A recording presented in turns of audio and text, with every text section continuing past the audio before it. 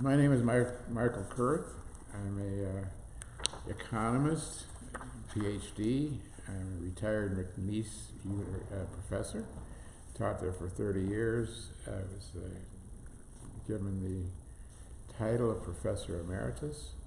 One thing that struck me was that that area up there has some very unique attributes that make it ideal for industrial development. The river is deep there, it's sheltered, doesn't need to be dredged. It has ready access, relatively easy access to rail lines, to the interstate, transportation back and forth. So that really is I think the highest and best use for that area would be industrial. Now, I think a lot of people, when they hear the word industrial, get turned off. They think of pollution, traffic and noise and things like that. But really, the industry is where the multipliers are. It's where the economic development is. It's where you get the money, the tax revenue, to build a community.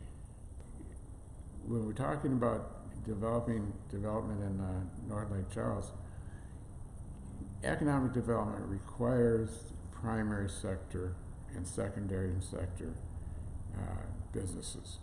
And a lot of those businesses along the loop are primary sector businesses, that they take resources and they market them, sell them out of the area. You look at Grey Rock, they're selling petroleum products to Mexico and to Canada. And that's money that is coming back from outside of the community that's creating jobs here, payroll checks, and that's being respent here. That's bringing new money in. And we need more of that. Now, one thing with North Lake Charles, one of the aspects of that is that a lot of people want to see the redevelopment, residential redevelopment of North Lake Charles. And they somehow see that as being contradictory or conflicting with industrial development. But you realize you can't have revitalization and rebirth of the community without having a tax base, an economic purpose.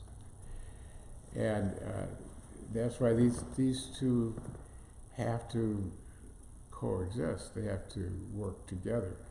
Maybe developing an industrial park or enterprise zone where you would take some of the additional revenue that's generated from the industrial development and dedicate that to being used for community development. So with an industrial park or enterprise zone, they would set up a board of directors and specify incremental funds, additional funds coming in, a certain portion of those to go to that development board, and that money could be used as the development board might consist of some of the community leaders from North Lake Charles. And they would make the determination of how that money is spent to develop the community. But the money wouldn't go anyplace else. It wouldn't go to South Lake Charles, it wouldn't go to Moss Bluff, it wouldn't go into the parish, it would go to North Lake Charles.